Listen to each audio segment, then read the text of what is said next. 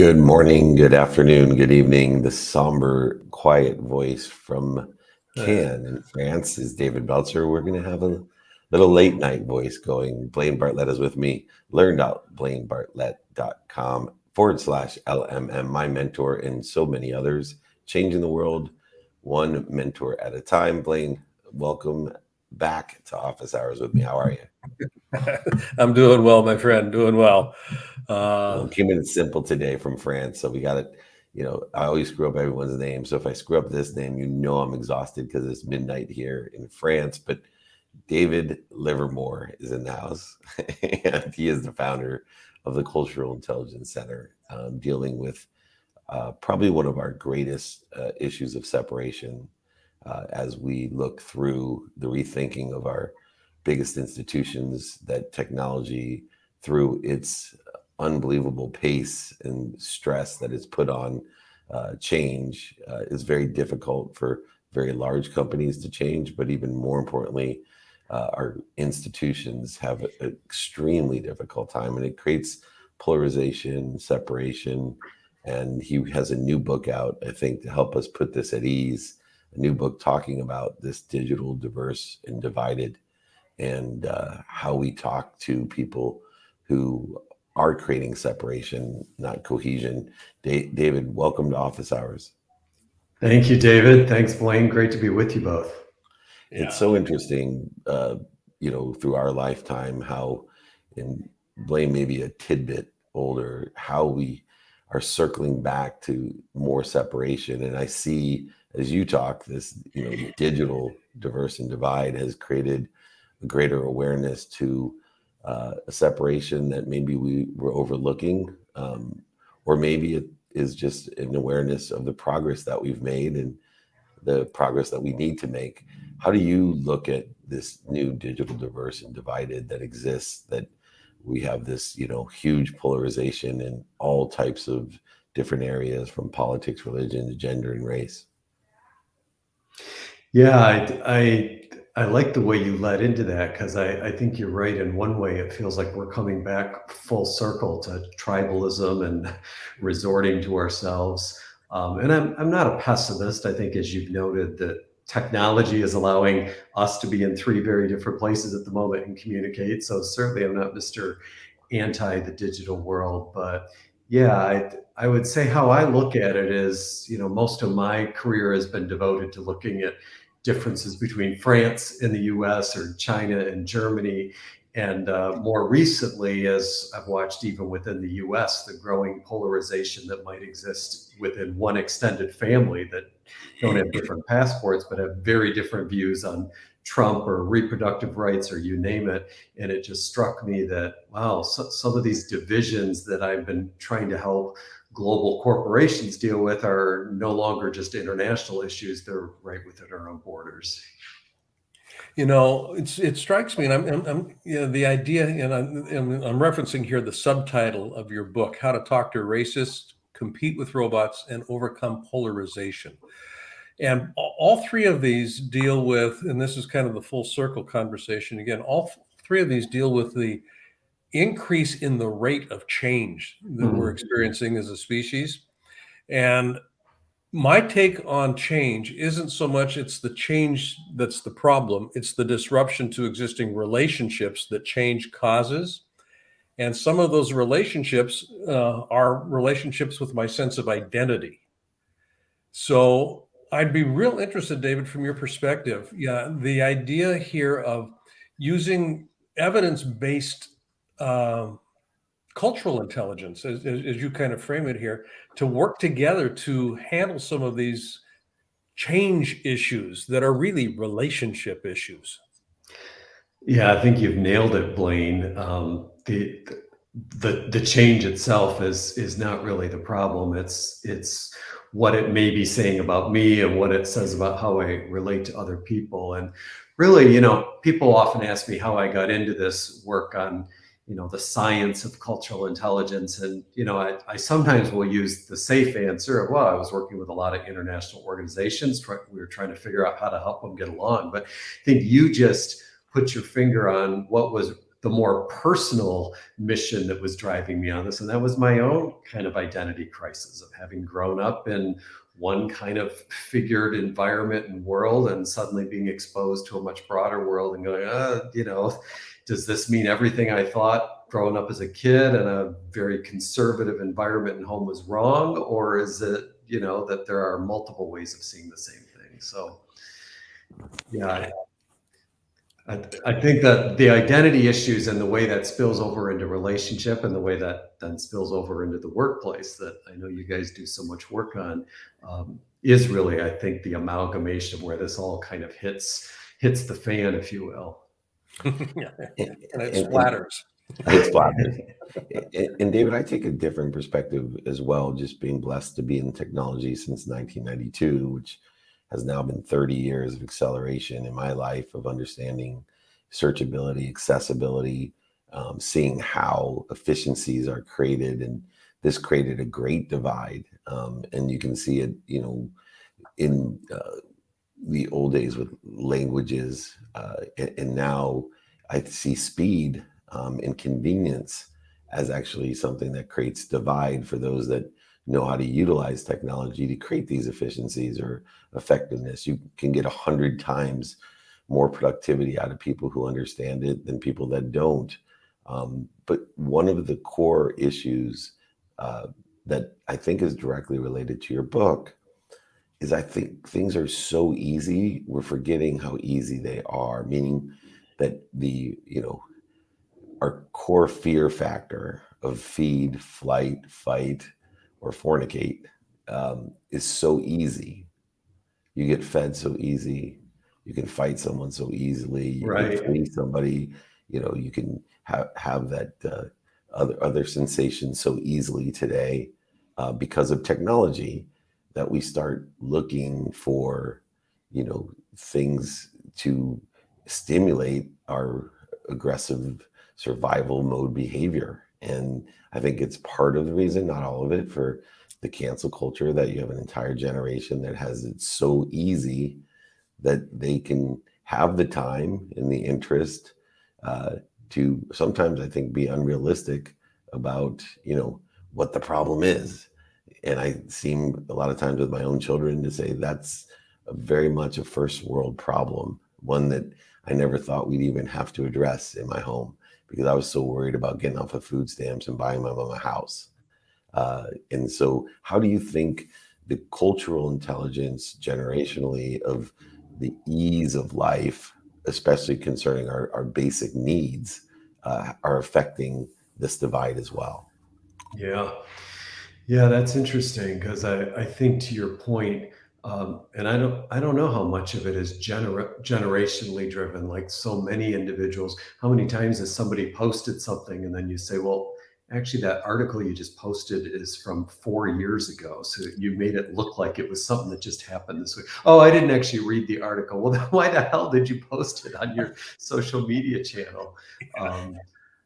What's interesting on the generational is, so in our research on cultural intelligence, people have sometimes said the reverse to what you've thoughtfully presented here, David. And that's, people have said, well, aren't millennials more culturally intelligent? Like that they're adept with technology. They know what it's like to connect with someone, that they were using MySpace or Skype or whatever long before all the rest of us learned we had to in COVID.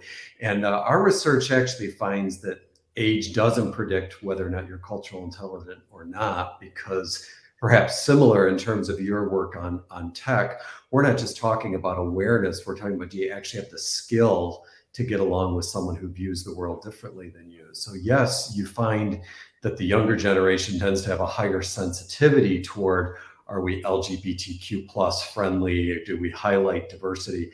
But do I actually have the skill to work effectively with someone who's from a different background? No, to your point, like I'm triggered if there's a speaker on campus who's talking about something that offends me. And, I'm going to straddle both sides of this here. I think there's appropriate times when we need to say, was that the best decision for a university to make? But on the other hand, like I thought our academies were supposed to be bastions of diverse thought, and we welcome it. So I'm going all over the place. You kind of like struck a nerve for me there, Yeah. speaking generationally and thinking through the lens of my own kids as well. But I wonder, I know I'm supposed to be the one being interviewed here, but David, I'd be curious to hear a little bit more.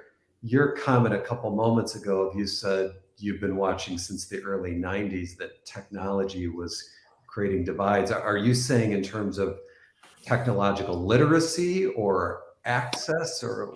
Yeah, three areas that I believe technology has helped.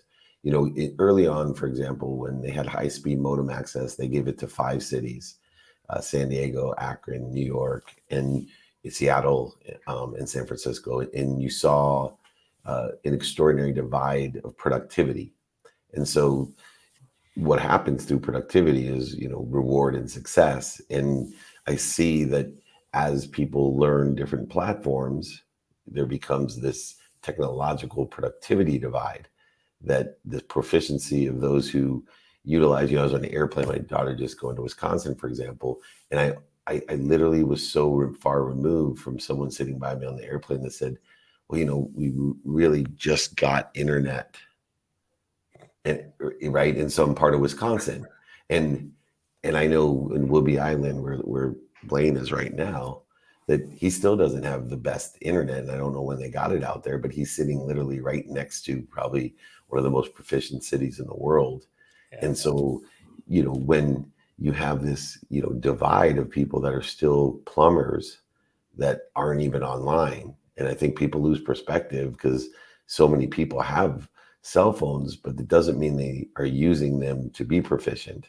They may still just be using them to talk to each other. And I think, as I've seen in the legal profession when I started, and the lawyers that knew how to use Westlaw or Lexis compared to the ones that were still using the books, it created this huge divide. And I see it still happening today in multiple ways. When someone knows how to use a certain app, that can change your life and give you 6 hours a day back, or causes you to lose your job even. It can be, quite a separator, I thought. Yeah, that whole idea of, in taking what you're just saying there, David, the awareness of what's available is one thing. Awareness isn't enough. I mean, it does open up choices, but unless I, find ways to act on those choices and develop skills necessary to actually leverage those choices, I'm basically dead in the water. And I'd like to just kind of, David Livermore here, the idea of the human brain. And this is, I'm going to kind of get into some of your evidence-based content here.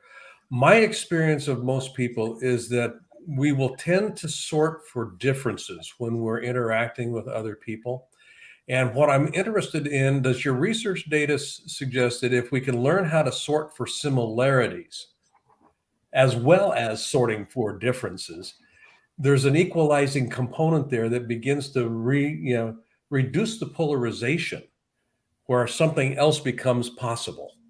Is that a fair assessment? Spot on. Thanks for saying in one paragraph what we spent years to research, as is typical of academics, right? Yeah, Blaine, that's a really important insight. So to start with the first, that our impulses immediately, back to what the other David said a couple of minutes ago, fight or flight, or friend or foe kind of thing, and just anyone who says like I don't see difference, I don't see color, bull. Like the brain immediately notices size and age and skin color and gender, or at least what we think the gender is. It's really, I promise I'm going to get back to your point on the research, but it's really interesting you ask this, because the holy grail of intercultural work is the very thing you just said, like, let's focus on differences. And I remember early on in my PhD work saying to my advisor, I really wanted to focus on the similarities of how people learn, even if they're, from a fairly tribal. And it was like, that's so superficial. No, you have to focus on the differences. And I mean, I understood her point. But now, the longer that I've looked at this, and some of the most recent research we've looked on, the links between cultural intelligence and polarization comes right back to your point, Blaine. I think our overemphasis on difference is just further dividing us. And to use a triggering term perhaps for some of your audience, critical race theory, Kimberly Crenshaw, largely seen as the originator of Crenshaw herself, says that her work in intersectionality, that says, hey, even if you take the three of us who might largely identify as Caucasian, I don't know, I'm making assumptions by looking at you guys, even if you take the three of us, we all come from many different subcultures, so you can't just assume we're the same. And Crenshaw herself says that her work has been taken to be identity politics on steroids, where if you don't have the exact experience as this other person, then who the hell are you to be saying anything about it? So yeah, where our research comes into bear on that is the very hypothesis that you had, Blaine, that is maybe we can actually leverage this and create subcultures around some kind of shared problem that we want to address. Mhm.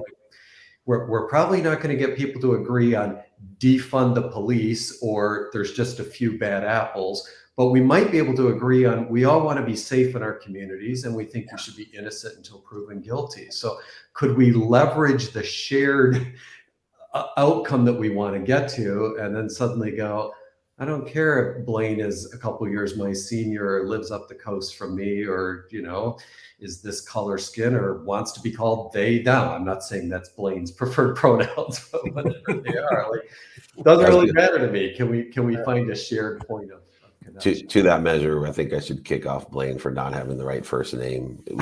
We should get David Marino in here. That'd been better. Anyway, I think one word as we close out, because I know our next friend is waiting, and we do want to have you back because these are the conversations that not only are so important to Blaine and I, but also just very stimulating to me. I love to stretch my mind of like, man, can we solve like really big problems that have been around since history itself? And so it's, just so much fun for me to participate in the perception of it. But I think one word, really comes to mind is, I'm going to read this new book, Digital, Diverse, and Divided. It's the word appreciation. I think beyond the measure of do we, look at or are we aware of the differences or are we aware of the similarities? I think an overarching perspective of appreciation are those who look for love and light and lessons in how we are the same, but also have the capability of looking for love, light, and lessons in the differences of each other. And I think that's what your professor was trying to articulate to you way back when. And I'm a huge gratitude person, a person who appreciates and tries to, except for minutes and moments in the day. So I think taking that into the cultural consideration of how powerful gratitude is and how we can heal and put ourselves at ease and close that divide that so often is not one of appreciation and one of separation instead. So David, let's keep the conversation alive, keep the research going so we can still raise the awareness for everyone. Please come back and join us again. We have a lot more questions and I won't bring Blaine next time. We'll bring David Marino. So I don't want anyone different. I'll bring both of you. Yeah. Dave's not a middle-aged white man, so that doesn't help. So I'll have to figure this out myself. Thank you, David. Thank you, Blaine. Really appreciate it. David, great having you on the show. Thank you very much. I love your work. Me too. I would look forward to reading it. Thank you. Thanks so much. That's amazing. All right. I like the romantic voice, Dave, here in France. Yes. Hey, you've got this sultry thing, kind of. Just now I know why Julie is stuck with you for so long. Exactly. Hey, the old days. They moved her flight up. I've never heard this. They moved her flight up 3 hours on the same day. Notified her, hey, you got to be in LA 3 hours early, and so she had a really long layover in Amsterdam. Oh my goodness. But so I'm keeping it very quiet here in France for office hours. It's the quiet edition. But hopefully Alex will light it up with you. You guys can be as loud as you want. Chief Executive Officer of UMail. And, wow, it's one of our next door neighbors. When I'm not in France, I'm right by Alex there in Irvine. But talk about proficiency and the separation that it creates. UMail absolutely has developed an unbelievable solution that can certainly help all of us. Something that I'm dealing with right now. Actually, I was going to see if my team can give him a call because we need some more efficiencies in what we're doing with our mail, especially. Um, Alex, you are basically a scientist. You're a co-inventor. You're making things happen with some of the most annoying problems that we have, but also disruption and interference between our own productivity and accessibility that really can cost us a lot of money. Um, how long has it taken you to develop something that you feel confident that works so well in your space? Well, thanks for having me on your show. We've been working at this now for a better part of 10 years. Not always on solving the robocall problem, but on building pieces of it. You know, being able to collect interesting data, being able to figure out where calls are coming from, being able to block calls, all that over time is what gets us to a compelling solution to the problem. So it's a really hard problem, and it's not just those of us at UMail working on it. A lot of people have worked on it now for a long time. Yeah, that's interesting. I mean, this mail solution. I mean, yeah, you sold your first company to AOL. You've got mail. You know, the ding. So this space has been fascinating. You know, Yahoo Mail, Gmail. You know, there's so many mail providers out there, and I'm not going to put the company in that bucket, but the idea of communication and sorting through all of the stuff that comes through. One of the things that I'm just in kind of reading the prep sheet prior to our interview here, the idea of UMail and the robocall index is to actually eliminate the annoyance that so many of us are experiencing. And I'm assuming it's an algorithmically structured protocol. I'd be foolish not to think that. But you mentioned email, right? So it used to be that email had a massive spam problem. Like, Yep. those of us who've been around for a while, 10, 15 years ago, it was unusable, right? Yeah. There'd be message after message. And what happened was a lot of folks worked on that problem, right? The folks like Gmail and Hotmail all tried to reduce spam. There was legislation and regulation to try to reduce good guys blasting you with emails you didn't want. There's technology advances on the security side, so you can kind of tell if an IP was good. They did all that work. And so what did the spammers do? Well, they're still emailing you, just not as much, and fewer get through. But they've moved to calls and in voicemails, which is where our UMail came in. And they're also moving to text messages. So the bad guys are going to use whatever channel they have where they have the best chance to get through at the lowest cost and get real results. And so that's just what's happening now, and why the robocall problem is such a disaster for people, right? It's extremely easy to go make robocalls. We like to say that making a robocall is cheaper than showing a banner ad. They work. People pick up the phone and, oh, is this the IRS? So I got to talk to you, that sort of thing. And, the bad guys get away with it and make a lot of money. And it's really hard to shut them down. And therefore you wind up with an explosion. And the more people work on it, the FCC with regulations and carriers and third-party companies like us, it's kind of like holding a basketball underwater and letting the air out really slowly. So it takes a long time before the problem goes away. It's just a hard problem. And the problem is not just personal, although there's, I think, almost 12 million users utilizing and blocking robocalls, but it's a business issue. And I know with your company, there's over 150,000 businesses of all sizes that trust UMail. What are some of the business issues that some of the people listening today may not even think about, other than just the scams, and just so people know, I always like a little PSA, public service announcement. The IRS will never call you. So do not accept a call from the IRS.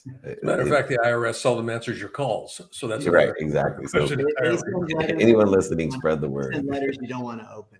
They will mail you. I promise they will mail you in the old-fashioned way that is slow and expensive. You're asking a great question. So there's different kinds of businesses, and they're affected in different ways. Like one kind of business is the gig person, the person who's a dog walker, a real estate agent, and they're an individual using their cell phone to run a business. They want to answer the phone. Every time they answer the phone, it could be a client, a prospect, a partner. But half the time now, really half the time, it's going to be some sort of junk call they answer. So it's a huge productivity sink on them. It's stressful. You're walking a client around a showing and now a call comes in. Was it another client? Then maybe I say, excuse me, and answer it. Is it a spammer? Of course, I don't want to do it. So they've got the problem of just constant interruption. As you get bigger, when you get into enterprises, the fraud problem of someone posing as an exec demanding somebody do something becomes an issue. And then the brand problem becomes an issue. I'm sure you've all gotten calls claiming to be Amazon or claiming to be Google or claiming to be Apple, and you've made a purchase and let them know if there's a problem, press 1. Those are huge problems and then help destroy the brand. If you're Norton and you're a security service and there's somebody making tens of millions of calls every week pretending to be you, that's not a great thing for your brand, right? Or your solution. And so different folks in business are affected in different ways. Yeah, and just kind of leap forward here. We got a political season coming up. The robocalls that politicians and the campaigns will actually utilize. How does this come into play with some of the work that you're doing with UMail? So the really interesting thing is political robocalls tend to be legal. There are exceptions in the various statutes that allow those calls, but they're not necessarily wanted. So we find a lot of people get us as an app, and our paid service, UMail Plus, has a CAPTCHA. So any audio person that you don't know, your phone's not going to ring, and they're going to have to press a key code, a couple of keys to prove they're a person. They love having that because it gets rid of not only the scammers, but the spammers and even the legal people who they just don't want to hear from. And so what you find during political season is people just block everything. They know stuff is going to get through. They don't care. They don't want the debt collector. They don't want the payment reminder. They don't want the politician. They're just going to block whatever's there. And then they'll probably block less, once January comes around. And then some of the other capabilities that other people may not even think of is voicemail to text transcriptions, and the value of being able to screen in that manner as well to allow things to be able to be transcribed before or after or during a call.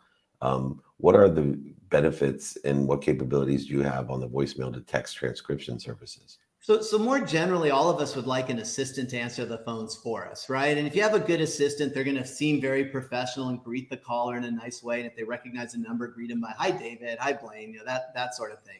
They're going to, if you're busy, they'll send them a text message. They'll give them choices, press 1 to do this, press 2 to do that. They'll take a message, they'll transcribe it, send it to you. We just try to have UMail, aside from protecting you, be a great executive assistant for handling phone calls and different levels of what I would say proficiency or features. And so that feature is very popular among the individual business person who gets a lot of calls and loves being able to not answer their phone and know they'll get a really well transcribed voicemail. The client who called them got a text saying, hey, I'll get back to you, maybe a link to the website or an email address. They can send email instead. It really is trying to smooth those communications. Because really, in a lot of ways, a voicemail is a failed communication, right? You tried to get a hold of somebody, they weren't there, you're going to leave a message. Well, you want to make sure they have a great experience when they do that. They don't just call, well, let me call the next real estate agent or the next dog walker. Actually, that piece is quite brilliant. I think it truly surprising is. You're so successful. That's quite brilliant. Yeah, quite brilliant. That's quite brilliant. Because the transcription I get right now, just using AT&T service, on the voicemail, it's okay. It's okay. But something that the way that you're describing it, that could be a fascinating add-on to some of the stuff that we're doing here. So I'm going to check that out. Quite frankly, I'm going to check that out. And the way to view it is the voicemail is a small part of the whole calling experience. Like you really want someone to answer your phone in the optimal way. And we try to move toward that. And, the voicemail to text is an easy feature to build, maybe badly as some of the carriers have done, but you can build and get it going. It's that great experience where everybody's greeted by name and the text message sends them where they can email you if you're busy or go to your website. Or the rest of that experience, the fact that you can have an auto attendant on a cell phone and look like a really big business, right? Press 1 if you're trying to schedule an appointment, press 2. It may still leave the same message, but it's felt like, oh, there were a couple of options for me that I could do when I call. There's a lot of stuff that a phone system can do about building your personal brand. And people text, we support that too, but it's really about calling. When you want to get a deal done, when something's really important, you tend to move to phone calls. Maybe not if you're 18, but by the time you're 28, you're thinking about it, and 38, you're doing it. Yeah, and the value of a phone number will continue to rise as multiple platforms segregate audiences and communities. The phone is still the ubiquitous platform to speak to one another, and the value of that phone number and integrity of your phone number, being able to make sure that you're utilizing the people who call you as effectively as the people that you call, which is another business issue. If you're saving people from wasting time on the phone, they may be missing your call, which is a legitimate business call as well. So Umail, no doubt why they're so successful, no doubt why they'll continue to be successful, led by a experienced entrepreneur with experience in running, building, scaling, and exiting businesses in your space. Umail is youmail.com.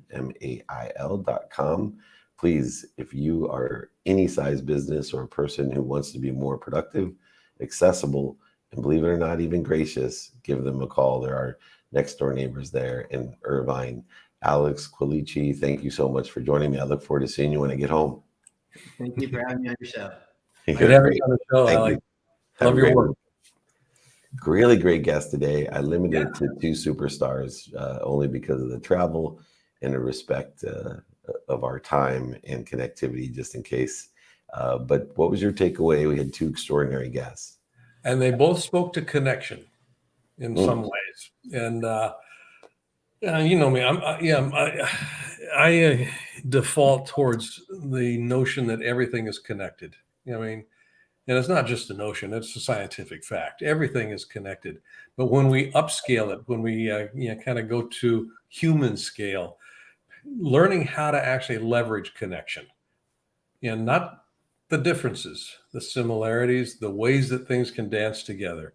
So, both with David and with Alex, I think they've got, technologically and from a research-based perspective, ways that enhance the connectivity that is part of the human condition and part of our birthright. Honestly, is to experience being connected, not isolated. So, I mean, this kind of gets into a whole philosophical realm that it's almost 1:00 in the morning for you. So I'm not going to go there deeply at all.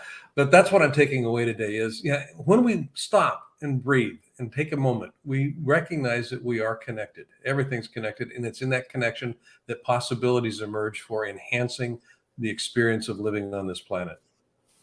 And you certainly enhance my experience living here. And my takeaway is that we talk about, entrepreneurs being young. We talk about technology gurus being young. And, as we show on the multiple hundreds of shows that we have, the average entrepreneur is, 45 to 65.